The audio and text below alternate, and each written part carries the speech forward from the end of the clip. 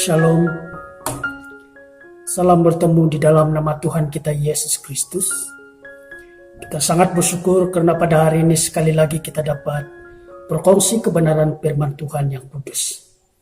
Nah, pada hari ini bersama dengan saya, mari kita lihat kebenaran firman Tuhan yang terdapat dalam 1 Petrus pasal yang pertama, ayat yang pertama hingga ayat yang ke-17. 1 Petrus pasal yang pertama, ayat yang pertama hingga ayat yang ke-17. Tetapi saya hanya akan baca ayat yang ke-17. Demikian firman Tuhan. Dan jika kamu menyebutnya Bapa, yaitu Dia yang tanpa memandang muka, menghakimi semua orang menurut perbuatannya, maka hendaklah kamu hidup dalam ketakutan selama kamu menumpang di dunia ini. Saudara-saudari yang saya kasihi di dalam nama Tuhan kita Yesus Kristus, melalui pembacaan ini saya senang sekali menarik satu tema, yaitu hidup sebagai perjalanan rohani. Hidup sebagai perjalanan rohani. Nah, Rasul Petrus merupakan seorang tokoh Alkitab yang mempunyai perjalanan hidup yang boleh dijadikan sebagai teladan. Rasul Petrus juga seorang pengikut Kristus yang setia hingga ke akhir hayatnya. Apa yang membuatkan Petrus tetap setia kepada Kristus karena kesadarannya bahwa hidup yang dia nikmati adalah anugerah yang Tuhan berikan. Itu kita dapat lihat di dalam ayat yang ketiga. Nah, jemaat Tuhan yang dikasihi, kalau kita melihat ayat yang ke-17, kehidupan kita di dunia ini hanya sementara. Atau kita hanya menumpang di dunia ini.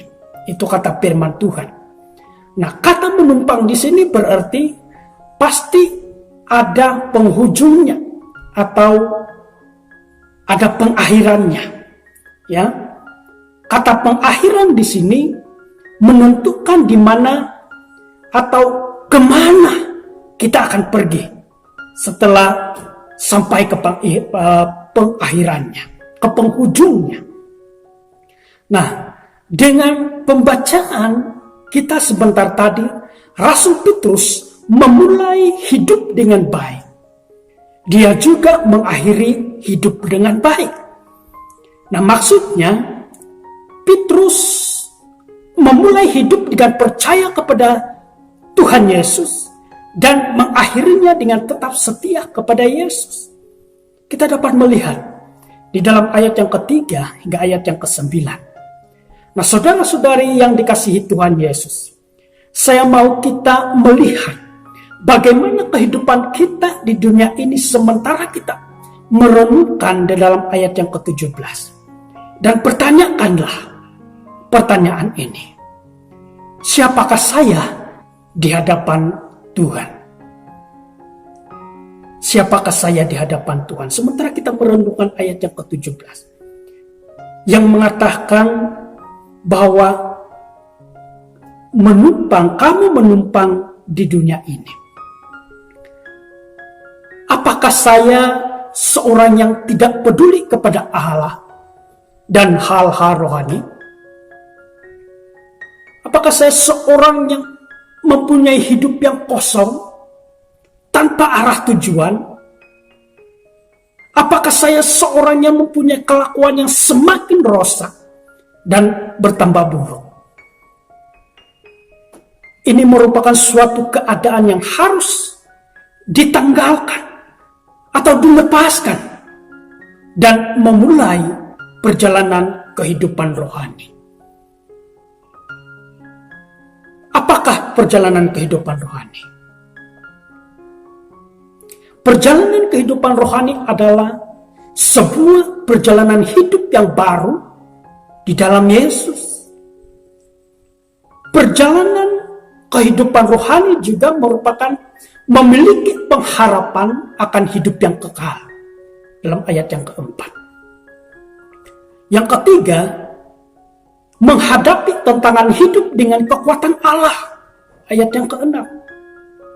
Dan yang keempat, Tuhan Tuhan Yesus yang menopang kita untuk terus beriman. Ayat yang ke-7 hingga ayat yang ke-9.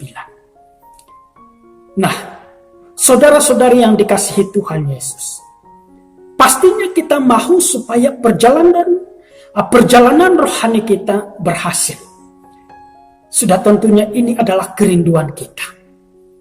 Perjalanan rohani kita berhasil. Oleh itu, mari kita lihat 5 tuntutan firman Tuhan agar perjalanan rohani kita berhasil. Nah, yang pertama, jangan hidup seperti hidup yang lama. Jangan hidup seperti hidup yang lama. Yang kedua, kita harus ada perubahan dari dalam. Bukan hanya perubahan dari luar, tetapi di dalam masih belum berubah. Tetapi ingat, kita harus ada perubahan dari dalam. Dalam ayat yang ke-15 dan ayat yang ke-16. Yang ketiga, memulai perjalanan dengan kesadaran akan pertolongan Tuhan. Memulai perjalanan dengan kesadaran akan pertolongan Tuhan. Ayat yang ke-17. Dan yang keempat, hidup di dalam kasih. Hidup di dalam kasih. Ayat yang ke-22. Dan yang kelima, buanglah atau tanggalkanlah hidup yang lama. Buanglah atau tanggalkanlah hidup yang lama. Inilah 5 tuntutan firman Tuhan agar perjalanan kehidupan rohani kita berhasil. Oleh itu, saya simpulkan firman Tuhan dengan mendorong kita. Mendorong setiap kita agar sadar bahwa hidup kita adalah perjalanan rohani yang sangat menentukan kehidupan kita pada masa akan datang. Di dalam kerajaan Tuhan kita Yesus Kristus. Oleh itu, kita tidak boleh mensia-siakan kesempatan untuk hidup dan kesempatan untuk menyatakan kasih Yesus kepada orang lain. Oleh itu, saudara-saudari yang saya kasihi di dalam nama Tuhan kita Yesus Kristus, dalam kita menempuhi perjalanan hidup, perjalanan rohani, marilah kita tetap memandang Yesus. Ingatlah, dalam 5 tuntutan firman Tuhan sebentar tadi, kita harus hidup seperti hidup yang baru.